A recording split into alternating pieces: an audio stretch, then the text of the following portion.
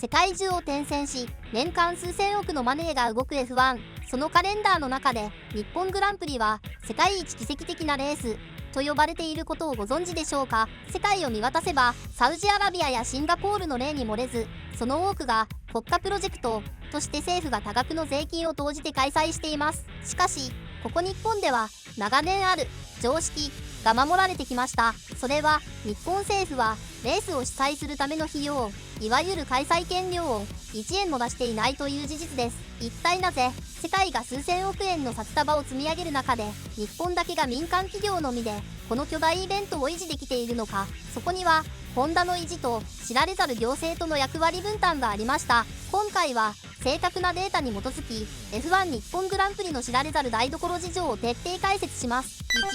1、開催権料の壁。世界は国が払う。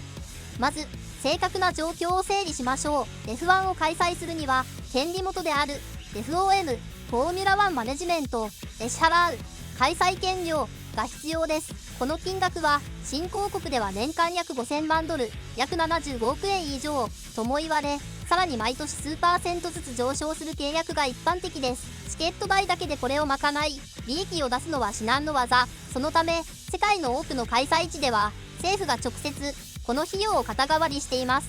例えばシンガポール政府は開催費用の約6割を公金で補助しています。彼らにとって F1 は国を売るための広告費、赤字であっても国全体の観光収入で回収するという明確なビジネスモデルがあるのです。2、日本の特殊性。ホンダと完全民間運営。翻って鈴鹿サーキット、ここが世界から特殊だと言われる最大の理由は、開催権料の全てを運営会社であるホンダモビリティランド、つまり民間企業が自力で支払っている点にあります。これは非常に珍しいケースです。1962年、創業者本田宗一郎が会社の存亡をかけ、周囲の猛反対を押し切って建設した鈴鹿サーキット。ホンダはモータースポーツは自分たちの手で育てるものという哲学を貫いてきました。国に頼らず、自社の売り上げとチケット収入、そしてスポンサー料で世界最高峰の舞台を維持する、この独立独歩の姿勢こそが鈴鹿のプライドなのです。3、政府は本当に1円も出していないのか。ここで正確性を期すために重要な補足があります。政府がお金を出していないというのはあくまで直接的な開催費用の話です。実際には地元自治体や国による間接的な支援は存在します。三重県や鈴鹿市は周辺の交通渋滞対策やシャトルバスの運行、駅の装飾や PR 活動に年間数千万から1億円規模の予算を投じています。しかしこれらはレースを主催するためのお金ではなく、訪れる数万人の観客の安全を守り、地域経済を円滑に回すための行政サービスです。また日本政府、国も近年はビザ発給の簡略化や観光プロモーションなど行政面でのサポートを強化しています。つまり日本は民間が主役としてお金を出し、行政は周辺環境を整えるという世界でも稀に見るほどクリーンな役割分担が成立している国なのです。4、札束構成への対抗。お金より伝統。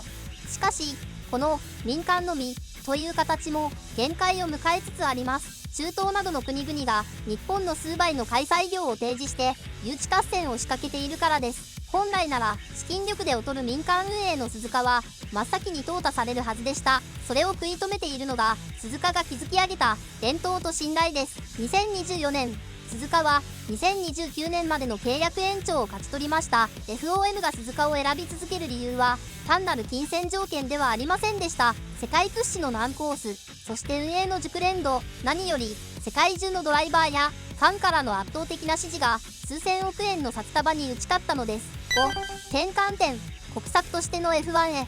そして今日本の姿勢も変わりつつあります。2022年の日本グランプリ、岸田文雄総理、当時が現職首相として初めて鈴鹿を視察し、表彰台に登壇しました。これは政府がようやく F1 を一企業のイベントではなく国家的な観光資源として公認した象徴的な出来事です。今後は東京都がフォーミュラ E を開催し、大阪も F1 誘致を検討するなど行政がより深く関与する流れが加速するでしょう。これまでの民間任せから世界標準の官民一体へ、日本グランプリは今歴史的な過渡期にあります。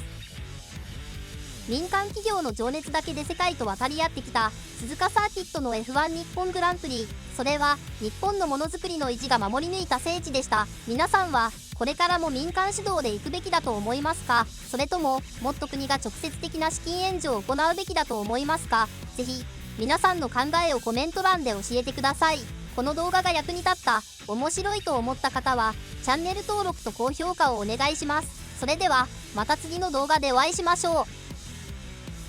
ご視聴ありがとうございました。チャンネル登録といいねボタン、そして解説してほしいテーマがあったらコメント欄に書き込んでください。動画で取り上げて解説していきます。